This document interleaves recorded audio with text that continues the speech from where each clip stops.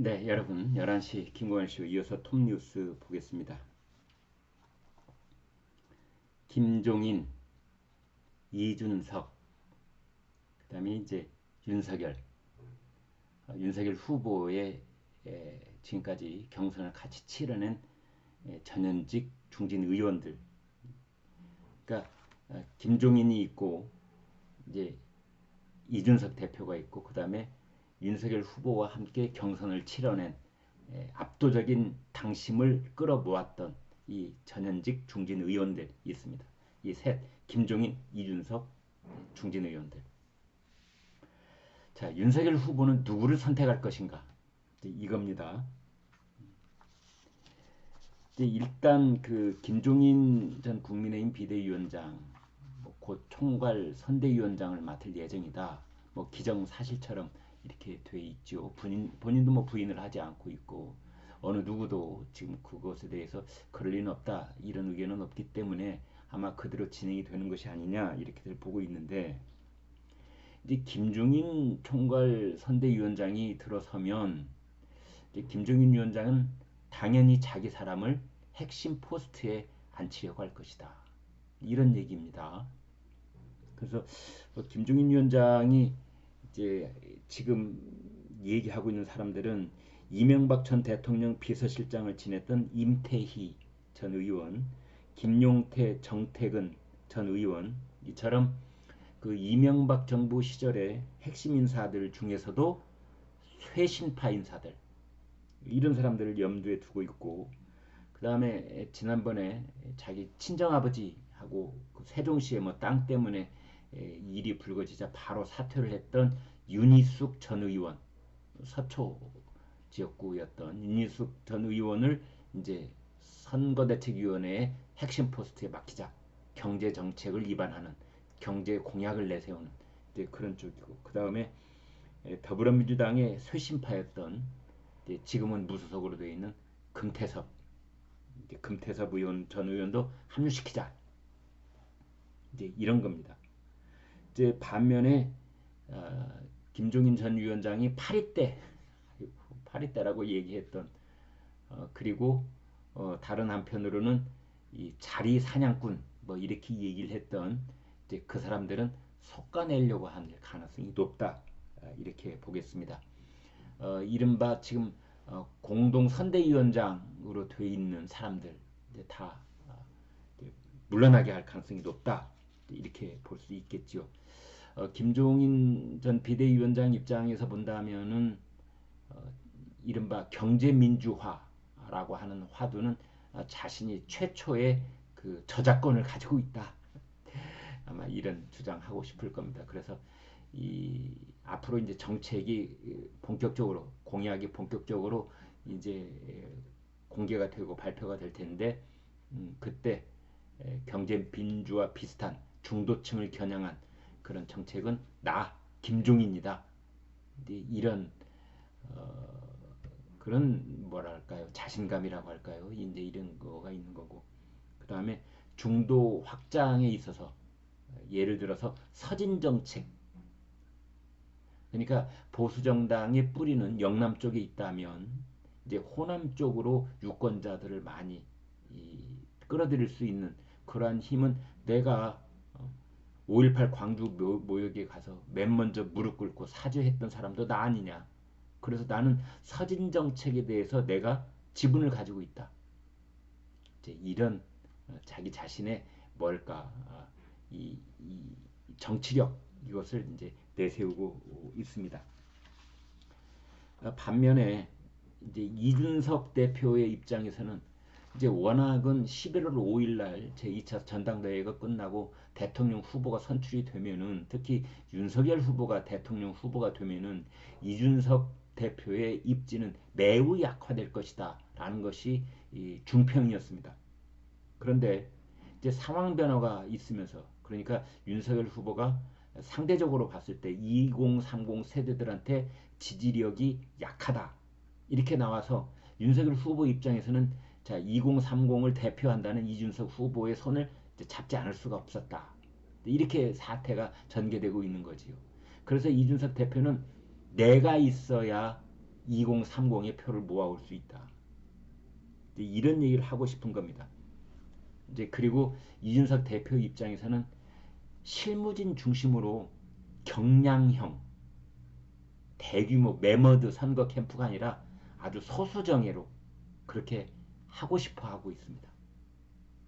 이제 그래서 한기호 사무총장을 이제 이준석 대표가 임명을 했는데 당내에서 뭐 한기호 사무총장도 바꿔야 되는 거 아니냐 했는데 그걸 일단은 지켜냈습니다.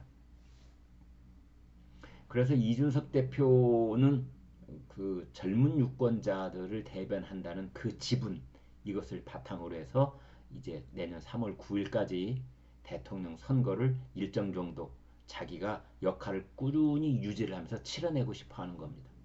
그래서 외견상으로 보면은 김종인 전 비대위원장과 코드를 같이 하고 있는 것처럼 보이지만 그 내막은 또 사뭇 다른 그런 자기 정치적 전략과 속셈이 있는 겁니다.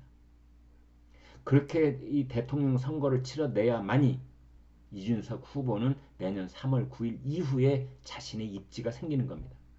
물론 그 중간 단계에서 뭐 서울 종로 보궐선거 국회의원 선거에 출마를 할 가능성 그것은 여전히 열려있다. 이렇게 볼 수 있겠습니다. 그 다음 이제 세 번째 윤석열 후보를 지금까지 서너 달 동안 이제 뭐 거의 오체투지하다시피 도와줬던 그런 전현직 중진 의원들이 있습니다. 뭐 주호영, 권성동, 뭐 장제원, 김태호, 그다음에 거기 이름을 다 걸어놓고 있는 의원들, 국회의원들이 40명이나 된다는 거 아니겠습니까? 이제 그 중에는 박진 의원처럼 서울시장에 관한 꿈을 꾸고 있는 사람도 있고 심재철 전 국회 부의장, 심재철 전 의원처럼 내가 지역구가 경기도니까 경기도지사 이제 보궐선거 치르지 않습니까? 내년 3월 9일. 그러면은 국민의힘에서 경기도지사 후보는 나밖에 없다. 이렇게 생각을 가지고 있는 사람도 있을 거고 뭐 유정복 인천시장 뭐 이런 얘기도 지금 나오고 있죠. 이제 이런 상황입니다.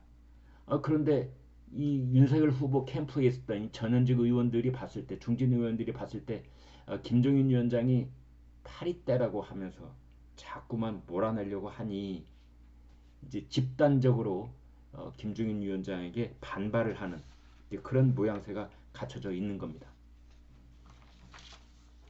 11시 김광일 쇼가 여기 대해서 저희들의 생각을 말씀을 드리겠습니다. 이런 현상은 언제 벌어지느냐? 대개 1등과 2등의 격차가 사뭇 벌어져서 당선 가능성이 높아지면 높아질수록 그러니까 자기네 당 자당 후보의 승리 가능성이 높아지면 높아질수록 자기의 지분을 확보하려는 내부 경쟁은 치열해질 겁니다.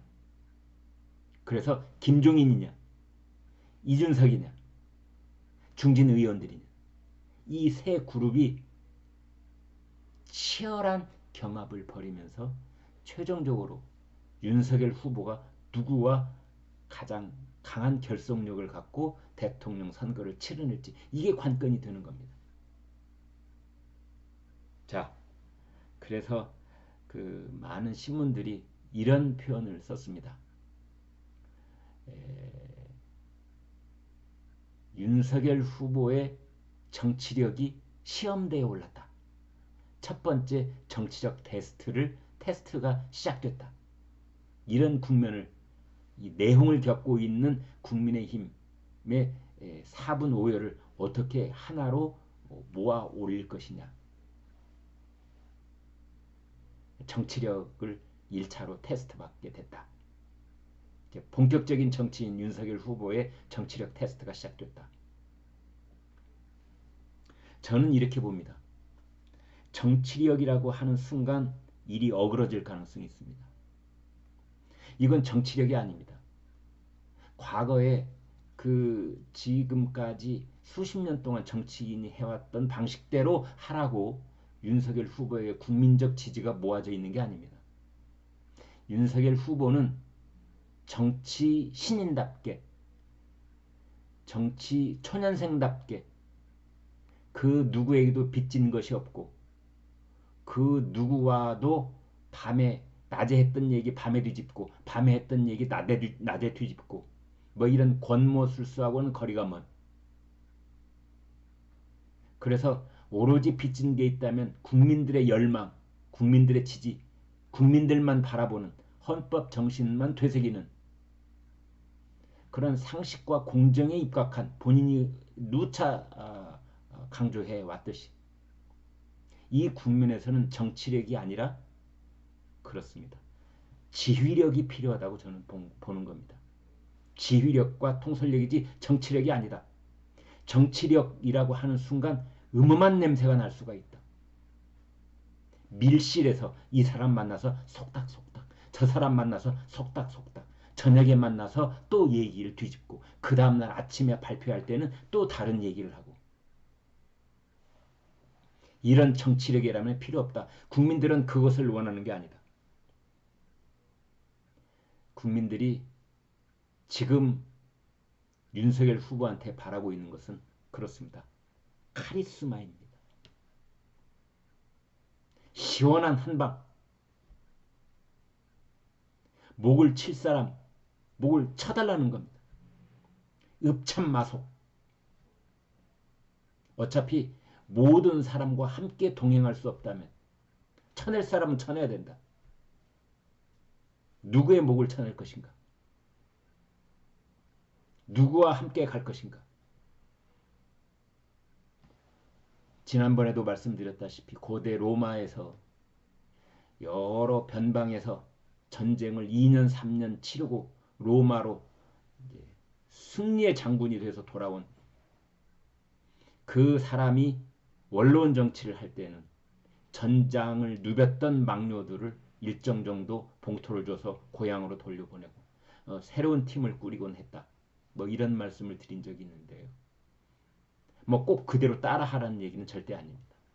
그러나 그런 것처럼 이제는 다른 사람은 얘기를 들을 만큼 들었다면 이제는 윤석열 후보 본인의 결단이 필요한 겁니다.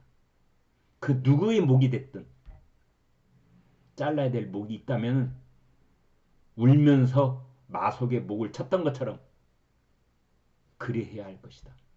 그 카리스마, 시원한 한방, 그것을 국민들은, 특히 정권 교체를 바라는 윤석열 후보의 지지자들은 바라고 있는 것이다. 좌고우면하고 이 사람 말에 끌려가고 저 사람 말에 끌려가고 김종인 후보의 옷자락도 잡고 싶고 이준석 대표도 풀어 안고 싶고 뭐 홍준표 후보, 홍준표 선배님 그분의 노후하고도 받고 싶고 다 그렇게 할 수 있으면 얼마나 좋겠습니까? 그러나 그렇게 되지 않을 때가 더 많습니다.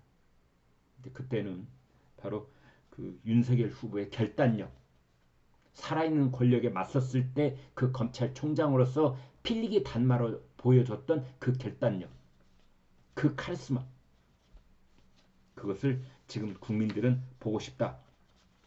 이렇게 말씀드릴 수가 있겠습니다. 진중권 전 동양대 교수가 이런 얘기를 했습니다. 윤석열 국민의힘 대선 후보가 컨벤션 효과로 지지율이 좀 올랐다고 내부에서 권력 다툼이 일어나는 것 같다. 윤석열 캠프 내의 구세력들이 본격적으로 견제를 시작했다. 이준석 대표를 내치고 김종인 전 비대위원장을 막아 자기들 마음대로 하겠다는 생각이다. 전통적 보수층만 바라보고 옛날 그 사람들로 구태의연한 방식으로 선거를 치러도 이길 수 있다고 믿는 것이다. 그러니 중도층 눈치 보려고 새 인물들 데려와 괜히 우리 밥그릇 내줄 필요 뭐 있냐는 거다. 라고 얘기를 했는데요. 진중권 씨가 하는 얘기가 옳을 때가 많지요. 그러나 항상 그런 것은 또 아닙니다. 진중권 씨의 이런 말도 한번 들어는 보되 꼭 그 말대로 해서도 안 될 것입니다. 다시 한번 강조하지만 지금 진중권 씨는 윤석열 후보 캠프에 모여 있었던 전현직 중진 의원들이 이준석과 김종인을 내치려고 하고 있다. 그래서 이준석과 김종인의 목을 치고 난 다음에 자기네들의 그 지분을 확보하려고 한다. 이것을 뭐 구세력이라고 불렀군요. 신진 세력, 김종인과 이준석은 신진 세력이고 윤석열 후보 캠프에 있던 사람은 이제 구세력이다. 뭐 구파 신파 했던 옛날 용어를 쓰고 있습니다. 지금이 그런 때인가요? 저는 진중권 씨의 이런 분석에는 저는 동의는 하지 않습니다. 자, 누차 거듭 말씀드리지만 이제 윤석열 후보의 결단이 이번 주 어떻게 국민의힘의 선거대책위원회를 이제 꾸려갈 것인지 그 중대한 고비를 넘고 있다. 이렇게 말씀드릴 수 있겠습니다. 고맙습니다. 구독과 좋아요 한 번씩 눌러주십시오. 고맙습니다.